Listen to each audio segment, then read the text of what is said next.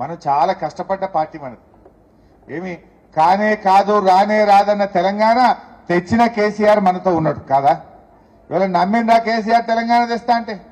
కేసీఆర్ తెలంగాణ తెచ్చింది కనుకనే ఈ రేవంత్ రెడ్డి అంటే ఇలా ముఖ్యమంత్రి అయింది, లేకపోతే నేను అవుతుండే ఆంధ్రప్రదేశ్లో. అది కేసీఆర్ పెట్టిన భిక్ష కదా. ఆంధ్రప్రదేశ్లో వీళ్ళు ఐదురా, మళ్ళా కదే చంద్రబాబు నాయుడు ఉంటుండే కదా, లేకపోతే ఇంకా జగన్మోహన్ రెడ్డి గారు ఉంటుండే కావచ్చు. ఇవాళ తెలంగాణ వస్తేనే కదా నువ్వు. అది కేసీఆర్ పెట్టిన భిక్ష నీకు. కేసీఆర్ సాగు నోట్లో తలబెట్టి తెలంగాణ తెచ్చిండు కనుక ఇవాళ తెలంగాణ కొద్దిగా పచ్చబడ్డది, తెలంగాణ రాష్ట్రం అయింది. ఇవన్నీ కూడా ప్రజలు గమనిస్తా ఉన్నారు. మనం కూడా మన జాగ్రత్త మనం కూర్చోవద్దు. ఇప్పుడు చాలా విషయాలు పద్మ మాట్లాడింది, ఆంజనేయులు గారు మాట్లాడినరు, తిరుపతి అన్న మాట్లాడినరు, నేను మాట్లాడినా. మీకు సమజ్ అయింది కదా. ఈ ముచ్చట మీరు ఊర్లలో ముచ్చట పెట్టద్దా? కసిరి కాడ కూర్చున్న కాడనో, బీటి కాడనో, నాట్లు వాడే కాడనో, 10 మందిలో కూర్చున్న కాడ బస్సుల పోంగనో, బస్సుల పక్కపొంటలతో ముచ్చట పెట్టద్దా? మనం ప్రజలలో మనం ఎండ కట్టాలన్నా వద్దా? వాళ్ళు చేయలేదా దుష్ప్రచారం? వాళ్ళేమో అబద్ధాలు చెప్పిన, మనం నిజాలు చెప్పుదాం, ఉన్నది చెప్పుదాం, వాస్తవాలు చెప్పుదాం, ప్రజల్లో చర్చ పెడదాం. ఎక్కడికక్కడ మనం ప్రజల్లో చర్చ పెడితే అదే ప్రజలు మళ్ళీ మన కేసీఆర్ వైపు వాళ్ళే వస్తారు, మళ్ళీ అధికారం ఇస్తారు అని చెప్పి నేను మనం చేస్తా ఉన్నా. సో మిత్రులారా, మరి ఈ స్ఫూర్తిని కొనసాగిద్దాం.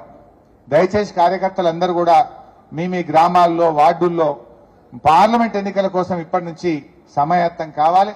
4000 పింఛన్ రాలే కదా, ఆ వృద్ధుల దగ్గరికి పోయి అవ్వా మరి 4000 ఇయ్యలే వీళ్ళు కాంగ్రెస్ వాళ్ళు అని మనం గట్టిగా చెప్పాలి. కేసీఆర్ 5000 ఇస్తా అన్నాడు, మనం 200, 1000 అంటే 1000 చేసినాం, 1000ని 2000 అంటే 2000 చేసినాం.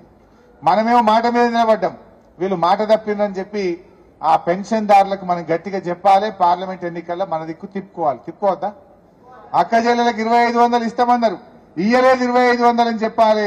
వాళ్ళను కూడా మంచిగా సంజాయించి మన బీఆర్ఎస్ కు మన కారు కోటేసేటట్టు మనం చేసుకోవాలి. 2 లక్షల రుణమాఫీ చేయలేదని చెప్పి రైతులందరినీ ఒకటి చేయాలి, బోనస్ ఇయ్యలేదని రైతులను ఒకటి చేయాలి. వాళ్ళందరినీ మన వైపు తిప్పుకునేటట్టుగా మీరు చిన్న చిన్నగా ప్రయత్నం స్టార్ట్ చేయాలి. సో అట్లా మనకు మంచిగా పోదాం. రాబోయే రోజుల్లో మీకు ఎక్కడ ఏ ఊర్లో ఇబ్బంది వచ్చినా ఒక్క ఫోన్ కొట్టండి, తప్పకుండా మేమే వచ్చి మీకు అండగా నిలబడతాం. ఇక మీ ఎలక్షన్లు అంటారా, అల్క గెలుస్తారు మీరు. అవి 6 నెలలకు పెట్టరు కావచ్చు, అప్పటికి కాంగ్రెస్ పార్టీ పాస్ అయిపోతుంది. ప్రజలంతా ఇక కోపంగా ఉంటారు, ఏది కాదు కదా. కానప్పుడు ఊరుకుంటారా? రేపు మీ ఎంపీటీసీ ఎన్నికనో, కౌన్సిలర్ ఎన్నికనో, సర్పంచ్ ఎన్నికుంటే కూడా మళ్ళా నేను వస్తా, మీకు అన్ని రకాలుగా సహకారం ఇచ్చి దగ్గరుండి మిమ్మల్ని గెలిపించుకుంటాం. పద్మమ్మ ఓడిపోవచ్చు, కానీ మిమ్మల్ని మాత్రం గెలిపించుకుంటాం, మీకు అండగా నిలబడతాం. ఎందుకంటే తెలిసిపోయింది, పద్మమ్మ అప్పుడు ఏమో వస్తదేమో 2 లక్షలు, వస్తదేమో 2500, వస్తదేమో బోనస్, వస్తదేమో 4000 అని కొద్దిగా నమ్మింది. రానప్పుడు ఏమవుతుంది?